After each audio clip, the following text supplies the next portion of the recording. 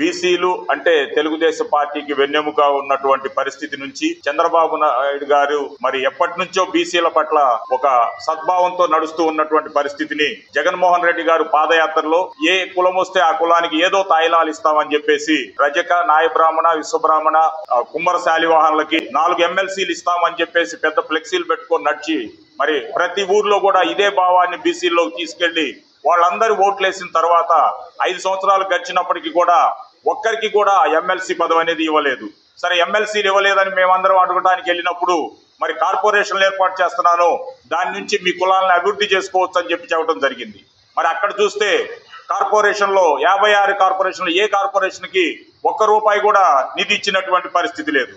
దీని తర్వాత మరి జరిగినటువంటి స్థానిక సంస్థల ఎలక్షన్లో మీకు జడ్పీటీసీలు, ఎంపీటీసీలు అన్నిట్లో ప్రాధాన్యత ఇస్తామని చెప్తే అది నమ్మటం జరిగింది.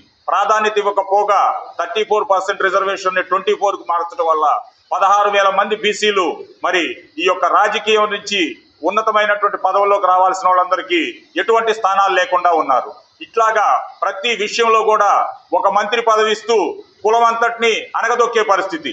గొంతు మీద కాలేసి తొక్కుతూ ఏదో చిటికనేలకు రింగు పెట్టినట్టు మీకు ఆ తాయిలాలు ఇచ్చాం, ఈ తాయిలాలు ఇచ్చామని చెప్తా ఉన్నారు.